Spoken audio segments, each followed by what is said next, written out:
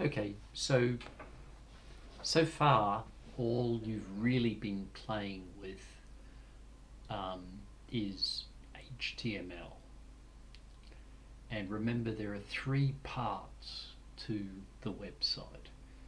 There's HTML, which contains the content and the semantic tags around the content.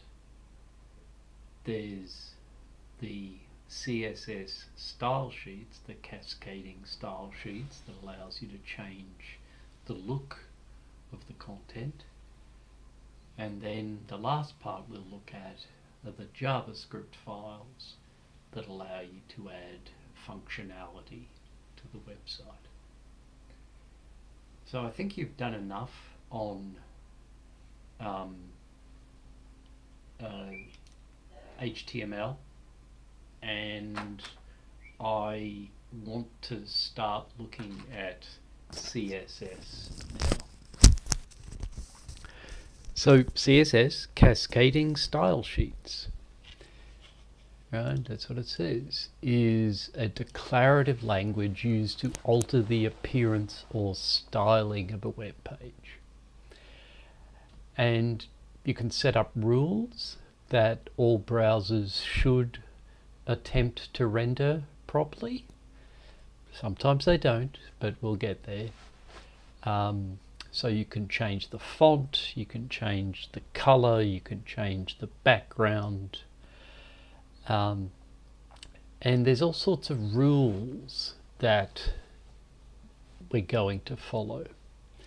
Now, I've set up a new assignment that takes the HTML file and the CSL file from this website, CSS Zen Garden. And you'll notice there's it's a pretty straightforward website, right? But you'll also notice that you can change the look very easily. This contains the same information, but only changes the CSS, the styling. This one contains the same information, but changes the CSS, right? Which is kind of cool.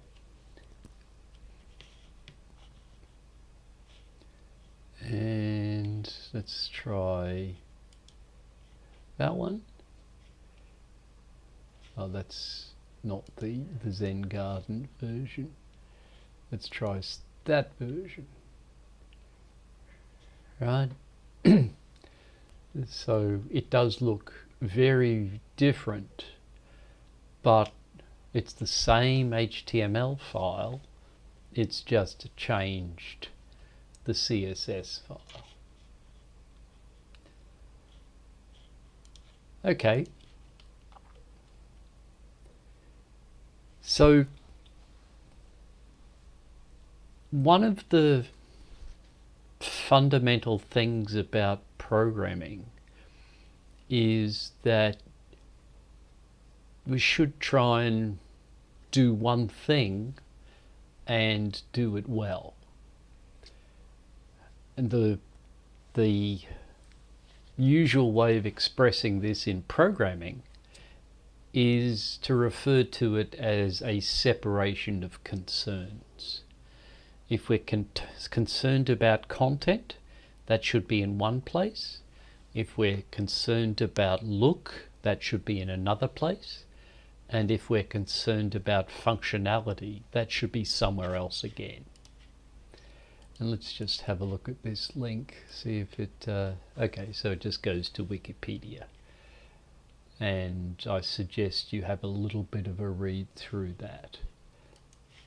Part of the reason we want to do that is it gets very confusing if the look is changed in many different places, or if the functionality is changed in many different places, or if the content is changed in many different places.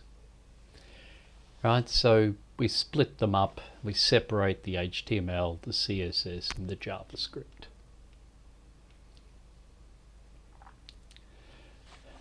Right, and this is just saying why you can do it this way.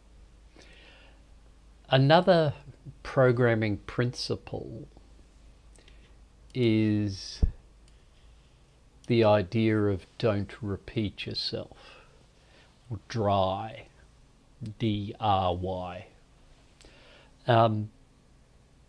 It's a good idea to not have the same information in multiple places, because otherwise if you need to change that information, you may not change it in all the places it exists.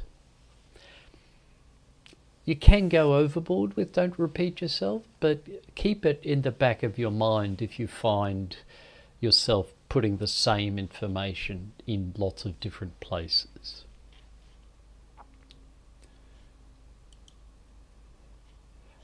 But for web development, this is the key sentence. Good programming style in web development keeps the semantics separate from the appearance. And so here's moving on to what is CSS. Right, we can actually write CSS straight into HTML, but it's best practice again to keep it in a completely separate style sheet file and just link it in to from the HTML. And depending on how you go, this might be a good way of structuring your project. The projects we're doing so far, I'm just keeping everything in the same directory, but once we start making more complicated projects, this is a good way to do things. Having a subdirectory called CSS that contains the style sheet, having a subdirectory called images that contains any images that you need, or other subdirectories for other content that might be useful. So if that style sheet, style.css, is in the CSS subdirectory, then in the head section of your HTML file, you should link to it with the rel set to style sheet, right? And rel is short for relation, and it's telling you what the relationship between this HTML file and the CSS file is. So the basic rule or format that we're going to use in CSS is you have a selector and you have an open curly brace, and then a property name and a property value ending in a semicolon. Property name is delimited by the colon, the full colon. Right, there's a full colon, there's a semicolon.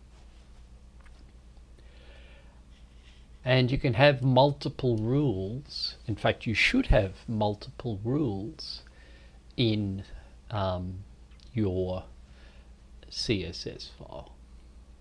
So it starts with a selector which specifies which elements the rule is going to apply to. And I'm going to do a brief walk through the assignment CSS file so we can see how that hangs together. So CSS ignores new lines and white space. However, it's a good idea to format things for readability. Here's an example of something that's a bit more specific as far as a selector and values is concerned. Here, this is going to apply to the tag h1. so the top level heading tag in the HTML. We're going to use the font Helvetica. The text is going to be white and the background is going to be dark grey. Right, this is a 3 numeral color for RGB, red value of 3, green value of 3, blue value of 3. It's a shorthand. Sometimes you will see 6-digit colors, but depending on how precise you want to be with your color scheme, 3 is often enough.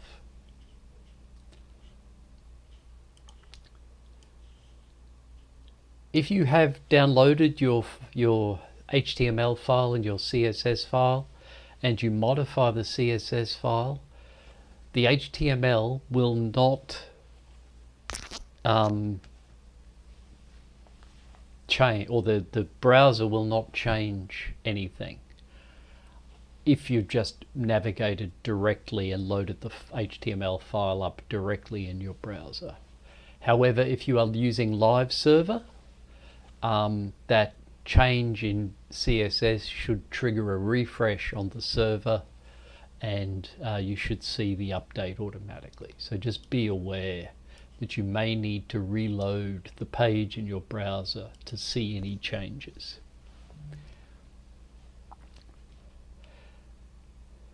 Right, there's lots and lots of things, as you may imagine, that you can change the look of. You can change the font size, the font weight, the color, the border.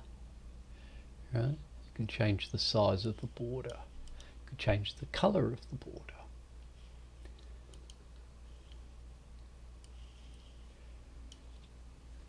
I think I mentioned earlier that sometimes some browsers don't get this right.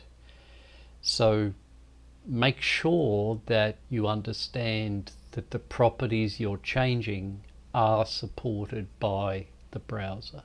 Some browsers do not support some properties. Some browsers support properties specific to them. Right? Chrome, Safari, Edge, Firefox.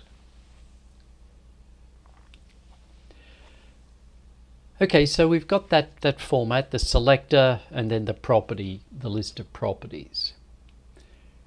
So the first and most basic sort of selector is this element selector. This selects an HTML tag or element, and it applies the properties inside the parentheses, the curly braces, to every element of this type.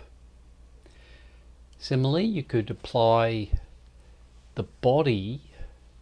You could change the background color to black and its color, its foreground color, the color that, say, text would be rendered in, to white.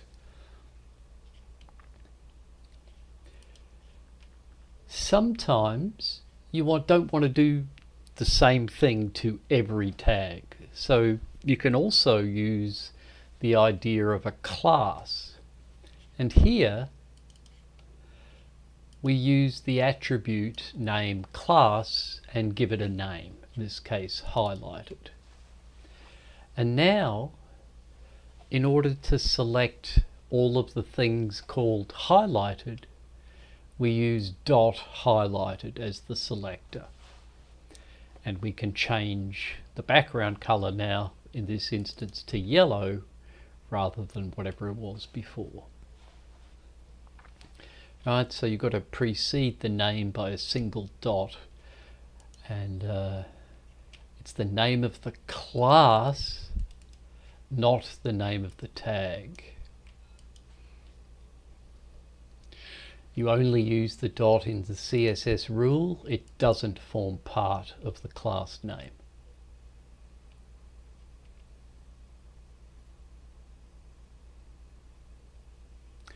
Right, CSS class name should start with a letter and can contain hyphens, underscores and numbers. Usually it's a good idea to have words that make sense. And usually words are separated by hyphens rather than camel-cased or snake-cased. You can have multiple classes on a single element, right? Here is a class that has an element that has two classes, alert and flashing. Note they are separated by a space, whereas this one only has one class, alert-flashing is the name of the class.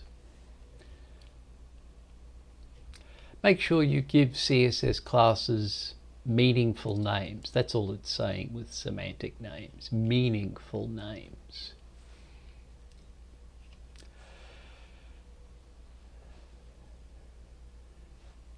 Okay, another form of selector is the ID selector. This is where you want to be very, very specific in the way the element that you're selecting. With the general selector, that's every tag of that type. With the class selector, that's every tag of that class. With the ID, it's only applied to the element with that ID. And remember, elements have to have unique IDs if they have IDs at all. And here we use the hashtag in the CSS file to do an ID selector rather than a dot like we did for the class selector. Right? It's always just one element. Now what we haven't talked about is what that cascading idea means. Right? So CSS rules are additive. So if multiple rules apply to the same element, the browser will combine all of the style properties when rendering the content. Right? So here we've got an initial selector, and here we have a class selector, and here we have another class selector. Right? So for this particular piece of content, it starts off and it's going to be in the Helvetica font, and it has an alert, so it's going to be in the larger font size Helvetica, and it also has success, so it's going to be in a pleasant green color.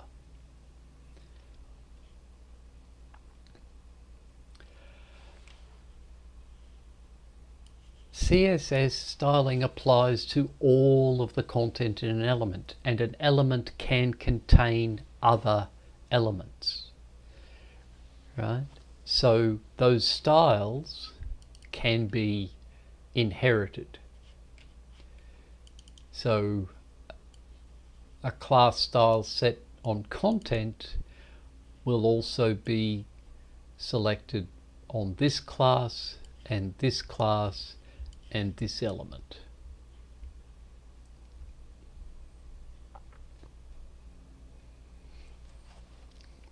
So be careful.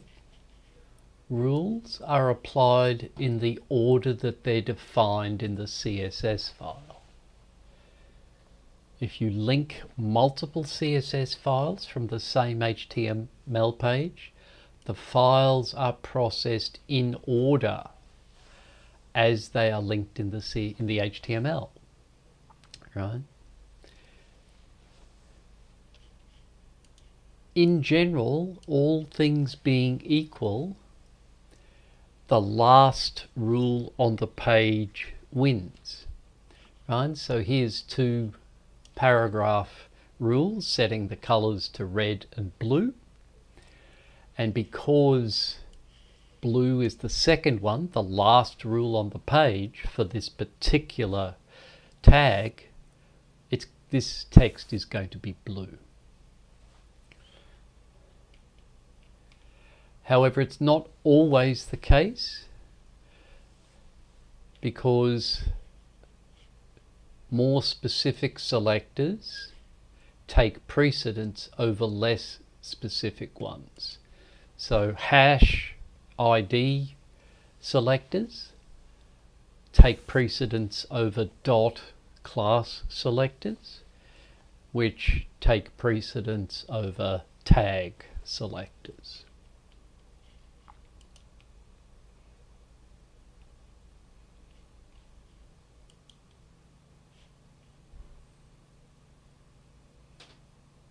Right, so here the div is set to blue, but because the class is more specific, the text will be red.